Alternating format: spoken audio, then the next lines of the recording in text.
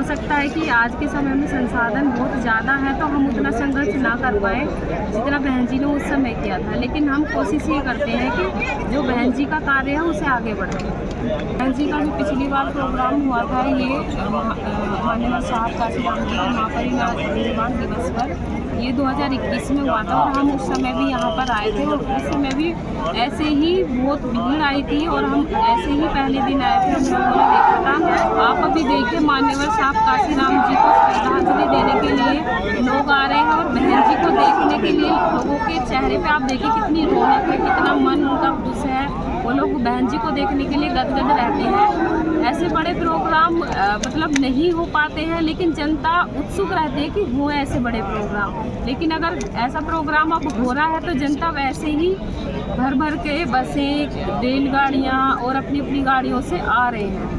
तो ऐसे प्रोग्राम होते रहने चाहिए और बहुत ज़रूरी है। तो आपको पता होगा कि जो वर्तमान की जो सरकारें हैं वो हमको इतनी जल्दी से कोई भी अभी कोई चीज़ों को वो देती नहीं है, मतलब परमिशन जल्दी से कोई परमिशन नहीं देती हमारे कार्यक्रम को। तो बहन जी को जैसे ही व्यवस्था ठीक लगती है उसी हिसाब से वो कार्यक्रम करती हैं। और बहन जी जब भी इलेक्शन टाइम भी जब होता है, विधानसभा के हो या लोकसभा के हो, तो तब भी बहन जी को भी जैसे भी जहाँ की परमिशन के हिसाब से होता है वहाँ पर रैलियाँ करती हैं। लोग बोलते कि बहन जी आती नहीं है, रैलियाँ नहीं करती। जब अपनी सरकार नहीं है तो हम अपनी मर्जी से कहीं नहीं जा सकते, क्योंकि जब व्यवस्था होगी। अब बहन जी मामूली इंसान नहीं है, बहन जी हमारे लिए हमारी राष्ट्रीय अध्यक्ष और पार्टी की मुख्य वो एक व्यक्ति है, वो हमारे लिए मसीहा है। तो हम ऐसा नहीं है कि बहन जी की जब कहीं भी ऐसे ही यूँ ही चले जाओ, उसके लिए व्यवस्था होती है तो व्यवस्था के अनुसार ही कार्यक्रम किए जाते हैं। तो जब व्यवस्था होती है तो वैसे ही बहन जी बड़े प्रोग्राम करती हैं।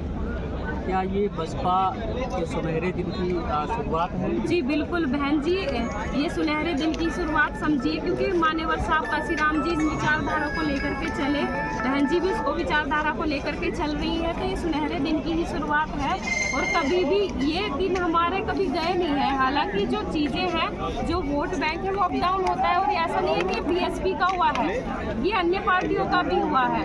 तो ऐसा नहीं कि हमारी पार्टी के दिन चले गए, हमारी पार्टी के दिन हमेशा है। वो लोगों के ऊपर डिपेंड करता है कि वो अपनी विचारधारा को किस तरीके से प्रचार प्रसार करें, किस तरीके से लोगों को दिखा रहे हैं।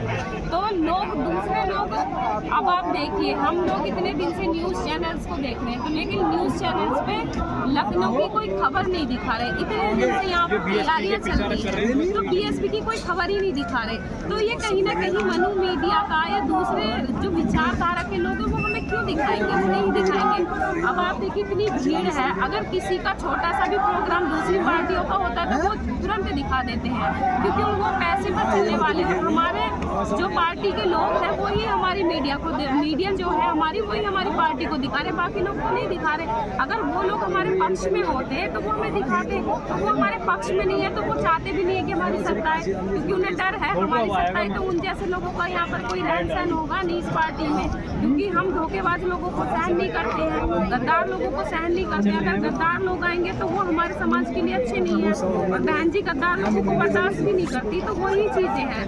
तो ये सुनहरे दिन है और ये हमारे लिए अच्छी बात है।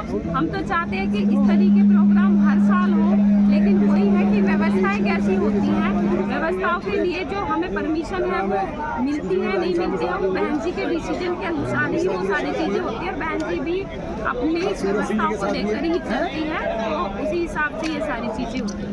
मैं तो बेहतर नेता बहन जी को ही मानती हूँ, क्योंकि हमें पता है जो सुशासन की जो व्यवस्था दी वो बहन जी ने दी है, क्योंकि बहन जी बाबा साहब की विचारधारा को लेकर के चल रही है, माननीय साहब काशीराम जी की विचारधारा को लेकर चल रही है। और जितने भी अन्य बहुजन समाज के जो मसीहा हैं, जो महापुरुष हैं, उनकी विचारधाराओं को लेकर चल रही है और उनकी जो विचारधारा है वो सच्चाई के रास्ते पर और अच्छाई के रास्ते पर लेकर जाने वाली, यानी कि प्रत्येक व्यक्ति की जो है काम करने वाली सोच में विचार बहन जी उनको लेकर के चल रही है। और आप देखिए जो बाबा साहब हैं, बाबा साहब के जो विचार थे पूरे भारत देश को एक करने के विचार थे, तो उनसे ज़्यादा विचार महान किसके हो सकते हैं। जब उनके महान विचारों को लेकर के बहन जी चल रहे हैं तो हमारे लिए तो श्रेष्ठ नेता बहन जी हमारे साथ जैसे कि आकाश आनंद जी जो है एक युवा चेहरा, आप जो है से जुड़ गए हैं तो कहीं ना कहीं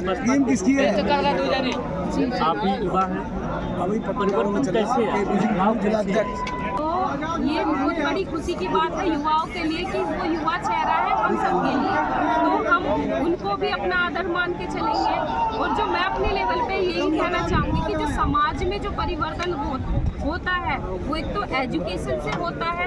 जब आपकी एजुकेशन अच्छी होगी तभी आप अच्छी चीज़ों को समझ सकते हो, आप उनमें देख सकते हो कि अच्छी चीज़ें क्या है और क्या चीज़ें हम उनमें बदलाव कर सकते हैं, उन्हें सोचने समझने की हमारे अंदर क्षमताएं आती हैं। दूसरा है सत्ता से ही हम देश में परिवर्तन कर सकते हैं। लोगों की जो आर्थिक व्यवस्था जो गिरी हुई है समाज में उसे हम ऊपर ला सकते हैं। तो सत्ता और एजुकेशन से ही हम ये सब चीज़ें कर सकते हैं। सबसे